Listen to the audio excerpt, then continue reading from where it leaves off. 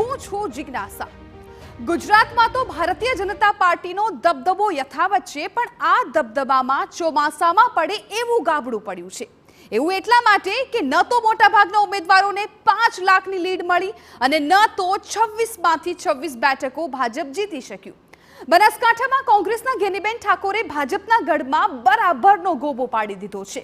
જો કે દેશના પરિણામોની સરખામણીએ ગુજરાતમાં ભાજપની લાજ રહી ગઈ છે, એવી ધરપત નેતાઓ લઈ શકે છે।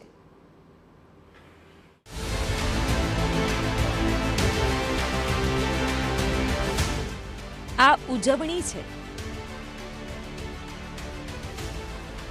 પણ ઉજવણીમાં છૂપું દર્દ દેખાય છે।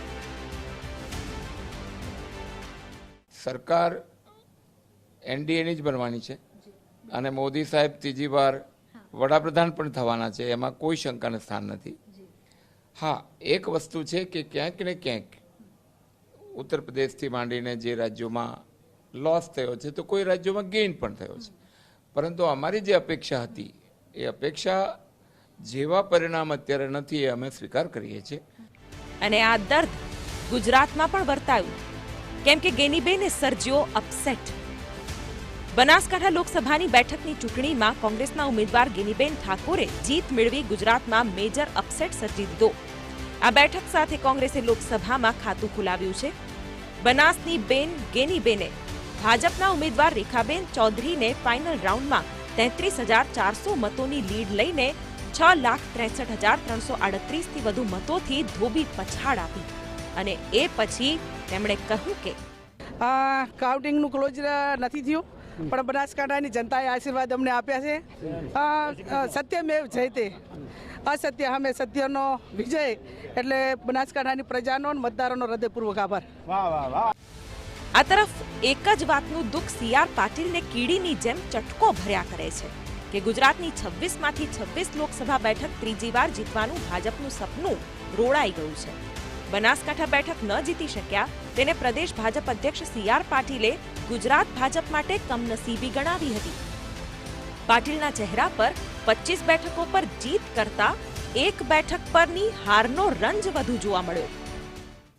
આ 18મી લોકસભાની અંદર પણ 26માંથી 26 સીટ ભારતીય જનતા પાર્ટીએ જીતવાનો સંકલ્પ કર્યો છે, પરંતુ કમનસીબે અમારી કોઈ મહેનત ઓછી પડી હશે, મતદાતા ભાઈ બહેનોની અમારા પ્રત્યે કોઈ નારાજગી હશે, જાણે અજાણે અમારાથી કોઈ ભૂલ થઈ હશે અને એના કારણે અમે એક સીટ ફક્ત 31,000 મત માટે ગુમાવી છે।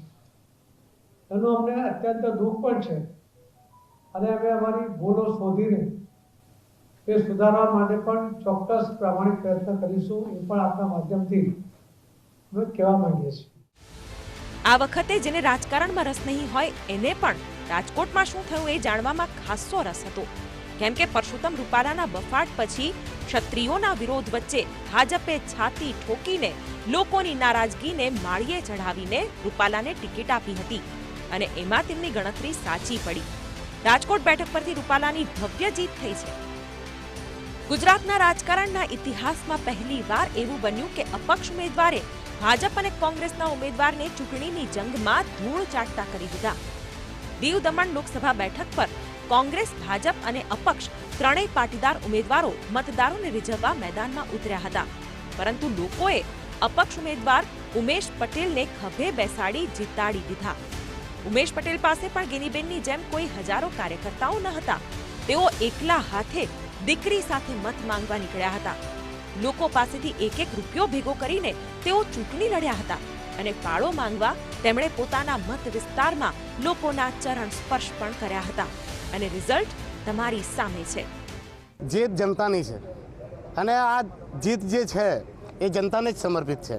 હું એકલો માણસ હતો, હું તો એકલો જ લડતો હતો, જનતાએ ખૂબ પ્રેમથી વોટ આપ્યા છે અને અહીંયા જે તાનાશાહી હતી, લોકો જે આક્રોશિત હતા, અને આનાથી આપણે લેસન બી લેવાનું છે કે આપણા દમણ દીવમાં તો એમ કહેવાય ને કે ભાઈ વગર પૈસે તો ચૂંટણી જીતાય જ નહીં, ખાવા પીવાનું ને રોકડું બોકડું ને કુકડું તેના વગર વોટ નહીં મળે। અને મારી દમણ દીવની જનતાએ ખૂબ જ પ્રેમથી મને એક ઐતિહાસિક ફેસલા તહત મને ચૂંટણીમાં જીતાડ્યો છે। તો આપ સૌના માધ્યમથી મારી દમણ-દીવની જનતાને તહે દિલથી આભાર વ્યક્ત કરું છું. ભાજપનો 5 લાખની જીતનો દાવો દક્ષિણ ગુજરાતમાં પોકળ સાબિત થયો છે. નવસારી બેઠક બાદ કરતા બારડોલી, વલસાડની કુલ લીડ પણ 5 લાખ નહીં. સુરતમાં તો કાવા દાવા સાથે બેઠક બિનહરીફ જાહેર થઈ હતી. ગુજરાતમાં તમામ 26 બેઠકો માટે હેટ્રિકની તો વાતો કરવામાં આવી અને સાથે સાથે ભાજપે તમામ 25 બેઠક પર 5 લાખથી ઓછી લીડ નહીં મળે તેવો દાવો કર્યો હતો. નવસારીને બાદ કરતા દક્ષિણ ગુજરાતની બારડોલી અને વલસાડ બેઠક પર દાવો કર્યો હતો તેના કરતા અડધી લીડ પણ મેળવી શક્યા નથી. આ અંગે રાજકીય નિષ્ણાંતો કહે છે કે ભાજપના ગઢમાં કાંગરા ખરવાની આ શરૂઆત છે.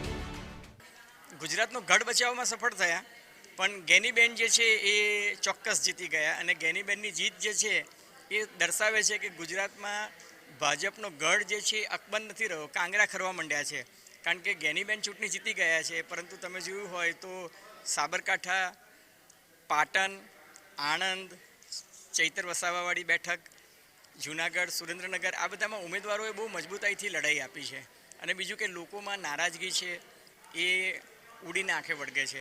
આમ ઓવરઓલ ગુજરાતની ચૂંટણી રસપ્રદ રહી. ભાજપે જીત તો મેળવી લીધી છે, પણ તેમના મતે સોનાની થાળીમાં લોઢાની મેખ જેવી વાત સાબિત થઈ છે. Bureau report, TV9.